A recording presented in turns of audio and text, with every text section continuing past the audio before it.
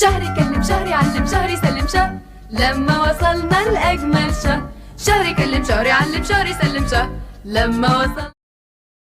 الصورة اللي احنا شايفينها دي دلوقتي هي صورة بتدل على ان التكنولوجيا ابتدت تساهم في اندثار اقدم مهنة واهم مظهر من مظاهر الاحتفال في شهر رمضان، مهنة تاريخها بيعود الى عهد رسول الله صلى الله عليه وسلم، واهم مظهر من مظاهر رمضان وهي سحراتي دق الماء تحت الشباك، سمعنا وافضل غني لنا للفجر معاك.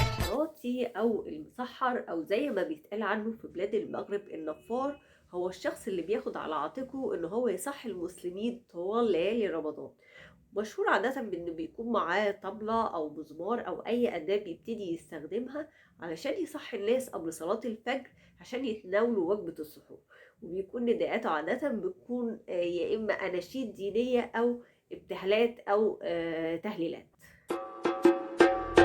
اصحى يا نايم اصحى يا نايم وحد الدايم.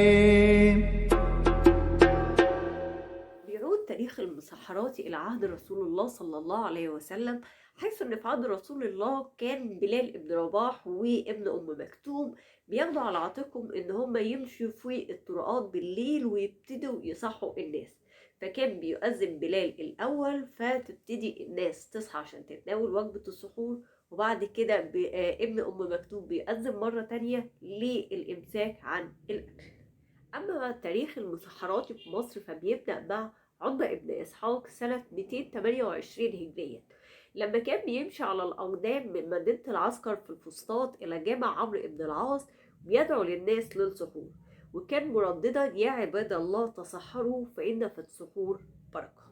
فالعصر العباسي ومع ازدهار الشعر في ذلك العصر ده كان بيخلي المسحراتي في طوال ليالي رمضان بينشد شعرا بيسمى القوامة، والقوامة هو شكل من أشكال التسابيح.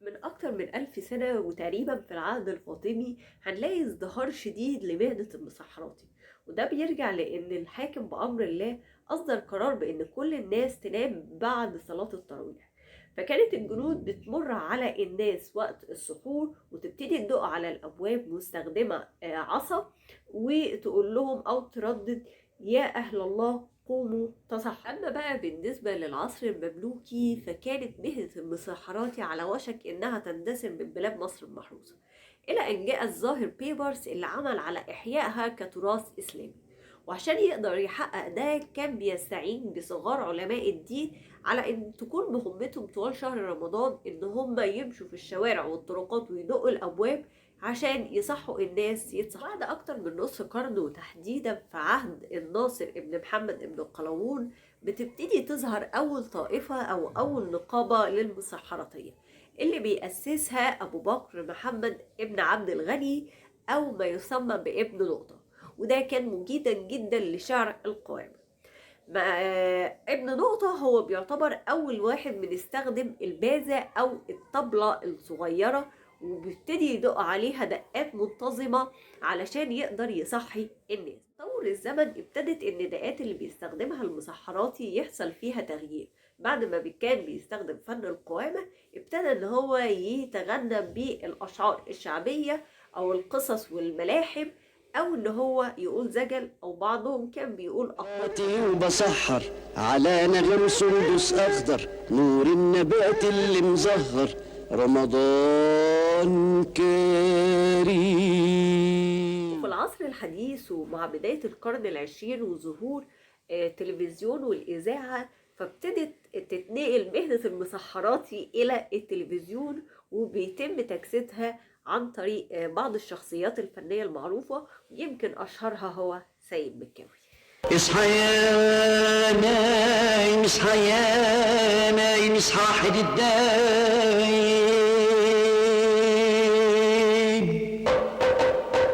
وقول نويت بكرة نحيت الشهر صايم والفجر قايم اصحى نايم واحد الرزاق رمضان. المسحراتي ما بيتقاضاش أجره طوال ليالي شهر رمضان على إنه يصحي الناس، لكن بينتظر أول أيام عيد الفطر المبارك وبيرجع يمر على الناس تاني بطبلته المهودة، وتبتدي تخرج الناس تعيد عليه وتشكره إن هو كان بيصحيهم طوال ليالي رمضان، ويبتدي يديله بقى الهدايا أو الأموال أو على حسب العصر اللي هو موجود فيه. مثلا في العصور القديمة كان أجره عبارة عن حبوب سواء ذرة أو قمح، وفي العصر الحديث بتبقى بعض الهدايا أو بعض من الكحك أو البسكوت أو الأموال والنقود. المسحراتي ما بيقفش عند بيوت الفقراء ياخد منهم هدايا. التطور والحياة العصرية الحديثة واستخدام وسائل تكنولوجيا تقدر تصحينا، اللي ان في بعض الأحيان مسحراتي بيمر في الشوارع والطرقات وكلنا بنستخدم. اصحى يا ابو احمد، كل سنه وانت طيب. هاتوا الفوانيس يا ولاد، هاتوا الفوانيس، هنزف البطنه يا ولاد، هاتوا الفوانيس. صحوا نايمينا، ينحى ازاي ينحى ازاي، رمضان كريم. ما نقدرش نتصور رمضان من غير فانوس، برضه ما نقدرش نتصور رمضان من غير مسحراتي، لأنه شيء أساسي من طراسنا. وسؤال حلقة النهاردة: في أي سورة من سور القرآن الكريم تم ذكر اسم نبيين في آخرها؟ في أي سورة من سور القرآن الكريم تم ذكر اسم نبيين في آخرها؟ مساء الفل. إلى اللقاء يا أصدقائي، أشوفكوا بكرة في الفزورة.